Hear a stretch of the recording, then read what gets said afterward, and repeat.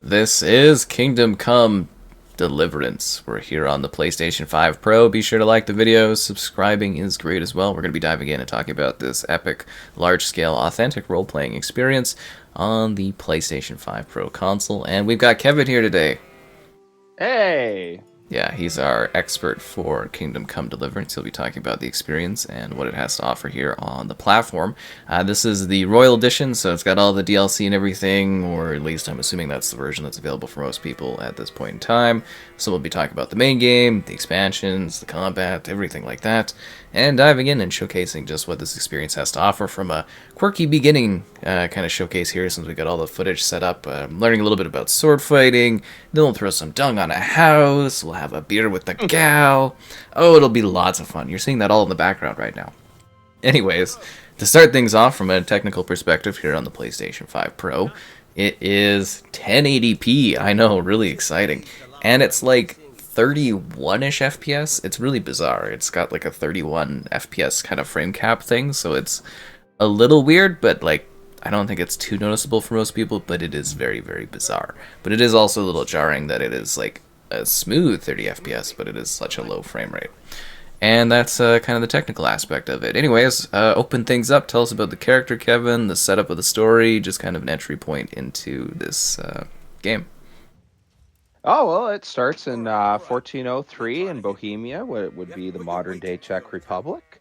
You are in the town of Skalitz, known for its silver mining, and you are Henry, a very likable character sent out to do some chores for his father at the beginning, and he's going to help build a sword for the Lord of the Land, Razig Kobola.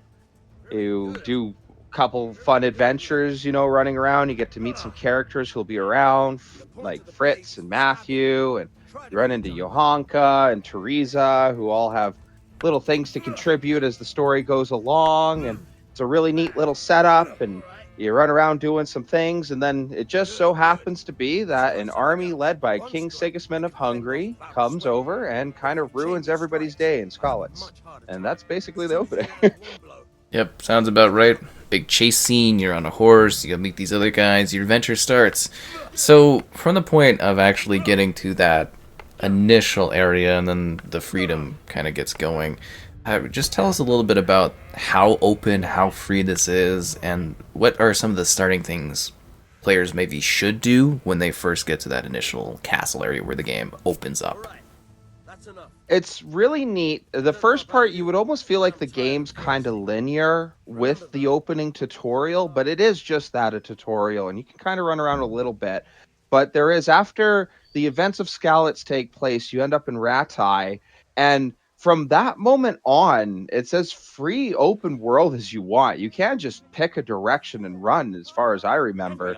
But it does lead you along, and you're better off to go with the story as presented, and then eventually you end up in the service of Kobola, who, for whatever reason, seems to take a awful liking to Henry, more than he should for any other peasant. But you end up getting the favor of the nobility, and that kind of starts you off on the quest. But from that point on, you can do the main storyline, but it is as open world as any other RPG. I always compare it to Skyrim, just it's grounded medieval, so you can run around doing anything. The number one thing I absolutely suggest that anyone should do is follow the main quest line to the point where you do get into the service of Razig, and then he asks you to go to Captain Bernard. And from there, you train in combat and keep doing the training as long as you can until you end up learning the perfect parries. And that is going to be your bread and butter for the entire game. If you're anything like me, you can kind of work on the fent attacks and other combos to fight, but the perfect prairies, especially if you get into large group combat, that is going to be everything you need. So that is a must do. And if I was to advise anyone on something really cool, do the rat eye tournaments every chance you get, because there's rewards if you end up winning them. And once you end up getting the sword play down, it's really fun for 1v1 duels, and you'll get really good at it. Most people do. And you can end up with a really cool set of plate armor if you just kind of hang around for a couple days, do the tournament, or at least go off and do a side quest. And as soon as the tournament comes back, so for it's an excellent starter for anyone. Learn the sword play, do the tournaments. Yeah, that's kind of fun. I mean, I just snuck in, grabbed some gear, and then slid underneath the drawbridge and ran away. But yours sounds a lot more focused. So, moving past that element of it, you touch on it, you talk about it. Tell us more about the combat and the dynamics of it, because I know a lot of people really do struggle with fighting in this game. What are some weapons? What are some best ways to just methods of battling? This game is very cool. Now, there's the hardcore mode that I've always played on. I've never actually not played on it, and a couple of my buddies that have played the game have done the same. So it's more focused on it. I know it's in the base game, but in hardcore mode, for those who do it, it's more grounded in that certain weapons counter certain pieces. Just like as we know in medieval combat, warhammers are a lot better for hitting people in plate mail. So the whole thing is that if you want a two-handed sword for the classic image of a knight, walking around, it's going to be harder to take men down in plate armor. So that's something you got to acknowledge, that like when you're in combat like that, you might not have the right weapon. But if you end up playing the game long enough, or if you get a really good two-handed sword, some of the best ones in the game, it really doesn't matter. You'll be taking people out anyways. So you can't just focus on a weapon you like. But if you are struggling in combat, it might be because you're not using the right tool for the job. So just kind of keep that in mind. Axes are a great in between swords and warhammers. The combat, though, is very cool. I wonder how it will go for the second one, but it's really interesting how it's more lenient to 1v1 duels. The one thing I find the game does struggle, not too much that it makes it unplayable. You can figure it out. But if you end up in combat with multiple people, you have to always be in movement. If you stand still, someone's going to get behind you and they're going to beat you over the head, and you won't win any fight. So if you end up in any combat with multiple people, you have to remain in movement. And from that point, that's where the perfect parry comes in. I could never ever beat anybody else just like blocking and making my own attacks. I had to do the perfect blocks. And then from there, you're just doing the perfect blocks until you take down enough guys that it's you versus two guys, and then you can start swinging. But that, yeah, for anyone who ends up in combat versus multiple people, you have to remain on the defense until you whittle the numbers down to a more personal fight. And I think that's something that I've seen people talk about that they've struggled with. Yeah, stamina is really important too, but stamina in relationships is also a big thing. So the game has a lot of dynamics in regards to some elements of romance, relationships with people, relationships with the, I guess you would say, religion of the land. Tell us a bit about the characters, the morality, the authenticity of the world, and just some of the ways your character and your decisions can interact with it.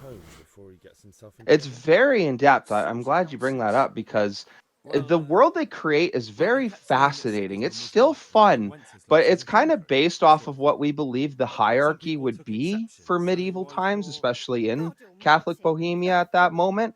Because there are comments, there's an interaction you have with one of the church leaders where if you just kind of talk smack to them, you'll just get arrested because you're not allowed to do that. And one of the reasons to follow the main storyline at the beginning is to get that status of working in the company of Sir Razig, because without being in his service, people are like, "Well, you're just a peasant." You'll even have the moment where you go up to talk to him, and the guard's like, "Oh, I don't know, you're kind of a nobody," which is really fun. So they create a really cool world where you're not just the main character; you are just kind of a nobody working your way up to being on par with the nobility, or at least liked enough with them, which is really cool. As for like other characters, there are so many interactions with so many different people, and you can choose to help certain people and choose not to. There's one thing that you'll notice, a quest at the beginning of saving Teresa. I recommend everyone save the game and try save Teresa, because that really helps her out with that. But the relationships are amazing. One of the things that I thought was so neat in the game was there's a gal character in it that you can really get in close with, And at one point, I ended up basically going with someone else and spending time with them, and she called me out for it as like, "Oh, hey, are you seeing someone else?" And I thought it was really fascinating because I haven't had a game like that where having interactions with other characters will make certain characters react differently to you. So there's a lot of in-depth for how you treat others will come back to you, and some of the quests actually do have positive and good endings. One of the big ones is a Woman's Lot DLC where you end up helping Johanka. Depending how well you do in that quest line, can have a really bad ending outcome for it or a really good ending. So there's a lot of interactions that are very cool and in depth in the game that I find you don't necessarily see in some role playing games. Yeah, it's really quite impressive. One of the ones I always love to talk about is the corpse looting and kind of how that impacts stuff. You want to talk a bit about, I guess, a little deeper from morality of how your decisions are actually like looked down upon if you do certain things? Game in itself and stats, it has the crimes like almost every other game, and it points out, like things stolen, murders, assaults and all that. But one of the crimes is bodies looted. And what's really interesting is that if you're going off of the old, noble knight standards of the era, you wouldn't loot bodies. And it is considered a crime to do so. It's just, I would like to meet the individual that, can play the game and be rich and not do it. I like, good on you for doing it. But it is really interesting the morality of that. And there is a point in the game in one of the DLCs where there's a discussion of all the crimes you've done. And that is one of the crimes that gets brought up of like, oh, hey, well, you shouldn't be doing that. And it's very fascinating in that game. There's actually a couple of achievements for trying to take least violent actions in the game. Actually, one of the cool things is one of the tips in the game too is brings up the whole life is sacred, combat doesn't have to end in death. And there are people who try surrender in the game, and it's kind of the brownie point suggestion in the game of let the individual go, tell them to drop the weapon and run away. And it's really fascinating. But if you're around guards and let's say you end up in a fight with bandits and you kill the bandits, an interesting thing to look out for is if you try to loot the body, the guards will get mad at you and they'll be like, "Oh my God, what are you doing?" And you'll lose reputation for it. So the morality structure in it is different than other games, which is really fascinating. And it's just trying to go with what would be considered decent for the times. Yeah, that makes a lot of sense. And just something I'd love to really dive into when we do these review videos, because a lot of people probably don't think of that on a surface level, and it's a really cool thing in this game. And you've been kind of leaning on it a bit, but talk about the expansions, the DLC for this. The expansions are so cool. It's hard not to talk about the base game and not go into the expansions a little bit, but some are a little better than others. One of the ones that I find people absolutely love, I think it's Battle of the no, not Battle of the Bastards. I can't remember the name of it, but like basically you're going off in a mercenary company and it ends up in a fight with a robber baron. And it is a cool DLC, but the one I liked more is A Woman's Lot, and you end up playing a little bit as Teresa and Skalitz, and it's actually a little neat showing of like the things she's not allowed to do socially because of the status back then. And then the one with Johanka is just absolutely spectacular as she's having visions of things, and then the church is kind of looking into, well, hey, you shouldn't be having that. And it's a very neat and depth DLC. There's the other one, the Adventures of Sir Capon, and that one's really fun because Capon is a very out there character. He is young royalty who can't do anything wrong, but is doing wrong things. And you don't like him at the beginning of the game, but if you're like me, he'll end up growing on you and he kind of becomes one of Henry's better friends as the game goes on. But you end up helping him in one of the DLCs go through a love story. And it's fun. The DLCs are good. If anyone wants to pick them up, I can't think of any DLC you should avoid. If you end up really liking the game, you'll have a good time with all of them. And just to clarify on naming conventions, the one you were talking about is Band of Bastards. Okay, there you go. I'm mixing it with a Game of Thrones Yeah, battle. no, Sorry. I get that. The first Uh, one, From the Ashes, and then the other one you mentioned was The Amorous Adventures of Bold Sir Hans Capon. there you go. A little hard to remember that one directly by name, but they're wonderful. That's got to be like a Monty Python kind of reference joke thing, right? Because it's got such a The chain of way that words. is worded, right? The Amorous Yeah. Adventures of Bold Sir Hans Capon. That sounds Monty Python to me. So another, Actually, while yeah. you're oh, Go ahead. sorry. Oh, I was just gonna say, From the Ashes is really cool too. I forgot about that. But you end up building up one of the burnt down towns again, and you actually get to kind of be an overseer of the town. So for anyone who really likes to build stuff, that one's kind of neat. Hmm. That's really interesting. Seems like there's actually a lot of content released for this. I do want to talk about the visuals and the environment a little bit, so I'll handle a little bit of this, and then I'll let you kind of dive in a little bit further. So, like on the PlayStation 5 Pro, obviously the 1080p is like it's low resolution, but this is a very very impressive game.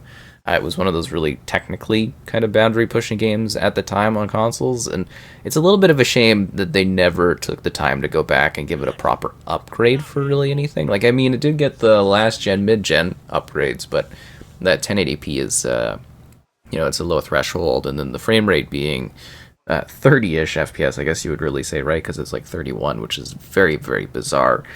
Like obviously it's hitting that and it's running well, but it's not as smooth and stuff as you would like. I'm hoping that someday they introduce some sort of definitive edition or remaster or anything, but I would say outside of the bounds of it being like a lower resolution, it's still a very visually impressive game. You'll get some popping and stuff like that, but the game really does look quite good. It's authentic, it's colorful, there's lots of trees, there's lots of city life, there's lots of vibrant towns. So maybe, I guess, Kevin, just talk a little bit about the authenticity within the environments and the sort of places you can go when you are cruising this open world. The environment is absolutely spectacular. It's actually one of my favorite parts of the game. They do the rolling hills of Bohemia really well. I've always thought it. I've never been to the Czech Republic, but it reminds me so much of walking out in our own backyard in the Rocky Mountains. It's just the bushes and the thickness of it is really deep. You can tell that people haven't gone through and built in there yet, because you'll be riding your horse through deep brush and you'll get your horse stuck. And there's so many times where if I'm just riding through the woods randomly, I'll have to get off my horse, run a couple feet and whistle my horse back and have it spawn somewhere else because it's so stuck. But the environment is beautiful, like you said. I thought it looked wonderful on Xbox. I thought it looked wonderful on PC. The lighting is really spectacular as you're going through the trees. The way the wildlife kind of roams around, it feels like you're out in the bush. The towns are very neat too, because you get to see places that have money as opposed to places that don't. There are a couple villages you'll walk through where it is just absolutely dirt. Actually, I think almost most of them have dirt roads, but when you go through Rattay in some of the places, you'll see where they've kind of laid down bricks and stuff, like where they're building around. But it's just really neat looking. And as you explore the world, there's a lot to see. There's little markers on the map too where you'll just run into accidents. There's one where you're walking by a river and you'll see a caravan flipped over and there's a poor guy dead under it, and you're just kind of like, oh, so there's just stuff to explore. There's even old abandoned villages way out in the trees that the quest lines will not take you to. You have to want to go out and explore it to find these things, and you can find chests of gold and, yeah, other materials that are really cool. So there is reason to go out and explore.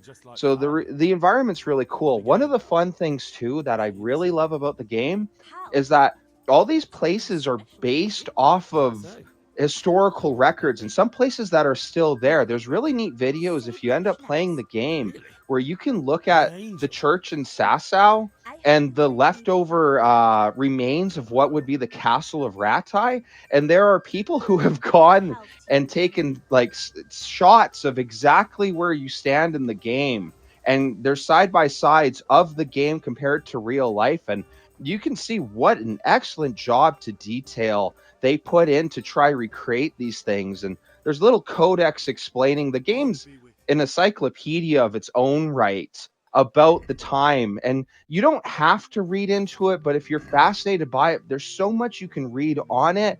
And some of the villages, they do have the description of, there's one I can't remember the name of, but they literally write that it's not there anymore, but we have record of it being there, so they put the village in for that time. So there, the environment in itself is just spectacular.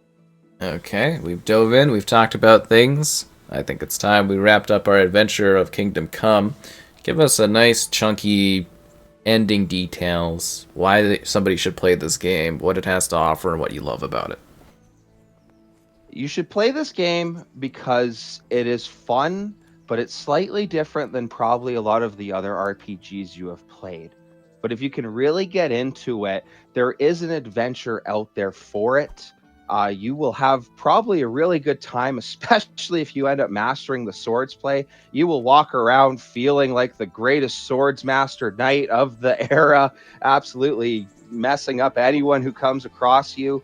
And there's a lot of cool things, especially towards the end of the story. There's a siege, there's a big battle, there's lots of actual groups going at each other and fighting.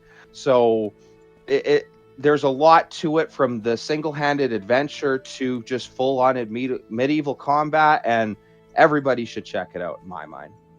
Hi, thank you for coming in to talk about Kingdom Come 2 on the PS5 Pro. Thank you so much for having me.